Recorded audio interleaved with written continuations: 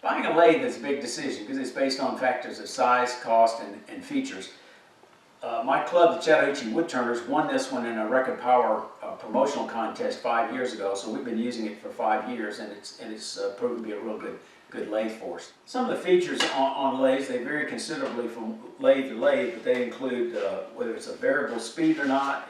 It includes whether or not it has a digital readout, whether it's got a sliding or swiveling headstock, the hand wheel on the tailstock, or on the headstock, whether it's got adjustable legs, whether it's got indexing, whether it has a spindle lock, whether it's got a self-extracting tailstock, whether it's got a lathe bed extension that's available, and if so, what size. So there's a number of considerations. When I first started turning back in 2007, I started with a Jet 1014, which had a 10-inch capacity, and that was pretty common back then. And then over the next few years, competition and the market demands for hobbyists were for slightly larger lathes with larger motors and more capacity, and it went to a 12-inch lathe.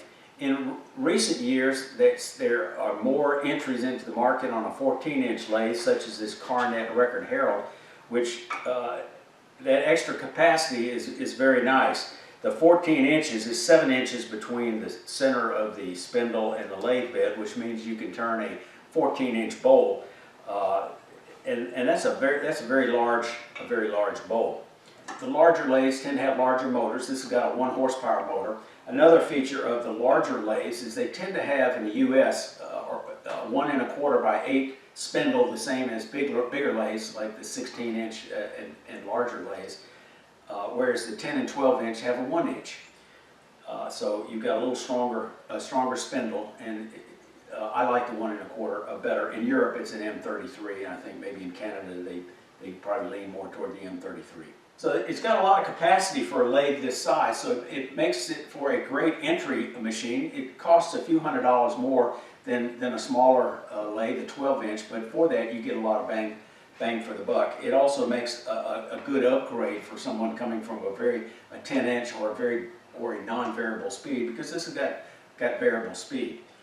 Some of the features that I like about this lathe is, I'm going to go into a little more detail, is the sliding and swiveling headstock.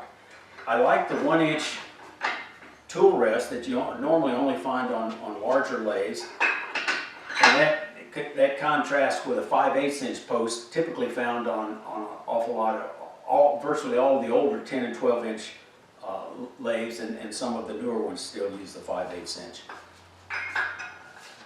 One of the other features I really like about this lathe that I think distinguishes it from a number of them on the market is it's got 3 pulleys, and it's got 3 speed ranges, as I show here on the screen, and they've got a really nice overlap. So for a lot of turners, you could leave it on that middle range and not have to change pulleys. But if you needed a lot more torque, you could move to a different pulley and get a lot more torque.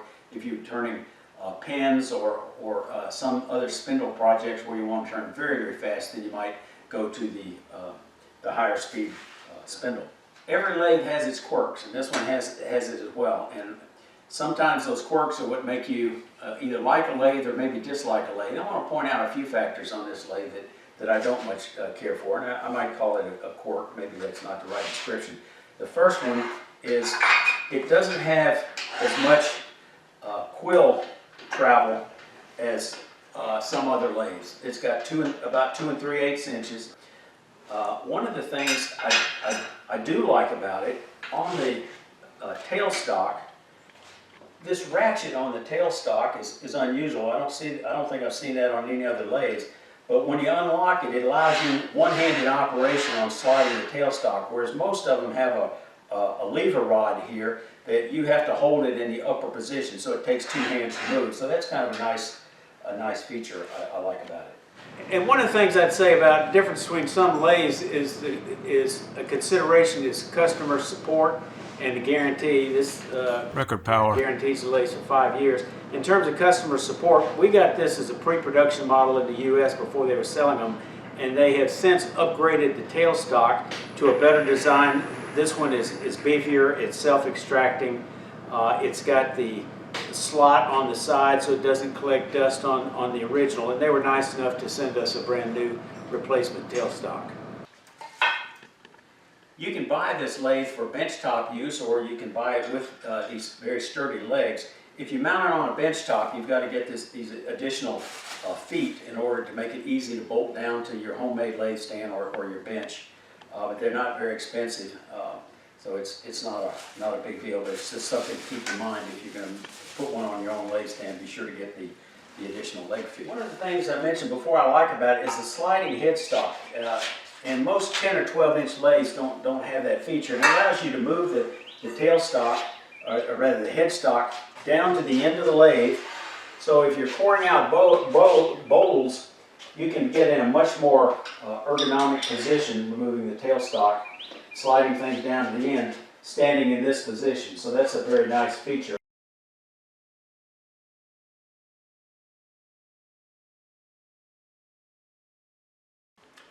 So in addition to the sliding headstock, you have the swivel headstock feature, which allows you to again get in a very ergonomic position to finish the end of a bowl or a hollow bowl, and you have more clearance, so you can turn a slightly larger bowl.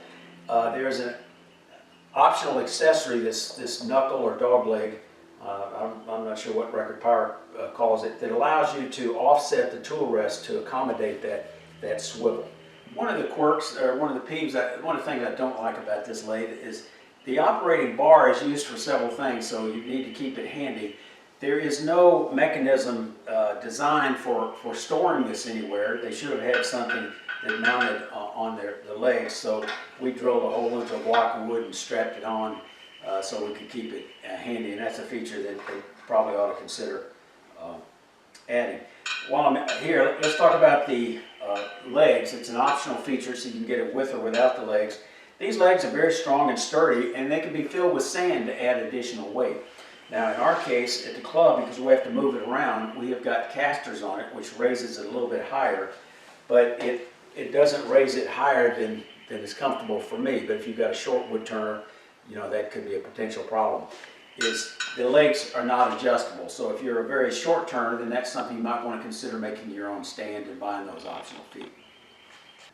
So to change the pulleys, you've got to open up this hatch, and that gives you full access, and you've got a ratchet knob to take the tension, lift the motor up. One of the things that I would have liked to have seen, that you see it on a number of lathes, with this particular hatch, you have to use this screw to really hold it down, although I don't think it rattles much, but to fasten it. And I found that if it was fastened down, if I already had a project mounted and wanted to change the lathe speed, I've got to take the project off to be able to get to it with a screwdriver. I would have preferred them to have a thumb knob out of nylon so it didn't require a screwdriver. Preferably I would have a magnet on it, but I was told by Record Power that wasn't an option because of European safety standards. So they needed to have a good way to secure it when it was in operation. A nice set of controls. First thing you got to do is turn on the power. This is a nice feature that a lot of lathes don't have. If they've got a variable frequency drive like this, it allows you to actually disconnect the power completely without having to unplug it, which is a nice feature. So you turned it on. You've got an emergency shut-off switch, which is a very nice feature. And the speed is tied to which pulley you use. So when you do a pulley change, like I just did a moment ago, I push the button to the second pulley because that's the one it's setting on. So now it'll show the right speed. And then you have a regular on and off. So you can, once you've got it turned on, you can control the variable speed. Get that cord out of the way here. And you can speed it up or slow it down. Or hit the emergency switch and then it quickly comes to a stop. That's all right, keep it running. You can lock it in reverse by holding down both buttons, but there's no indication it's going to be running in reverse. One feature I'll mention, I don't know that it's necessarily good or bad, but it may be worth mentioning, is two of the knobs or levers are not ratcheting levers like we typically see on most of the lathes in the United States.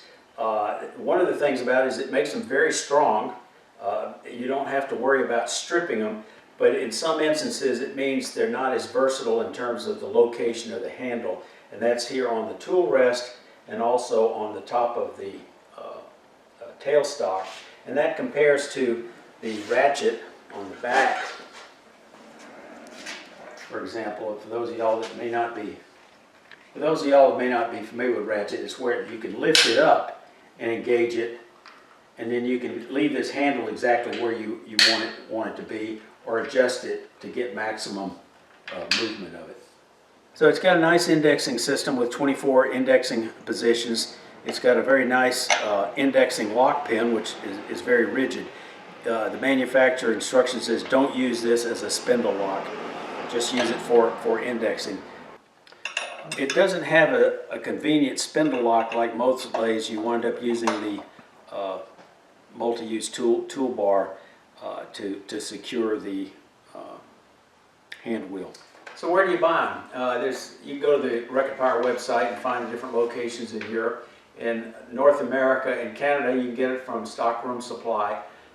In the United States, you get it from one of my favorite woodturner suppliers. I happen to be an affiliate marketer, so if you use the link in my show notes to make a purchase, I'll get a small commission, and that's from the Woodturning store.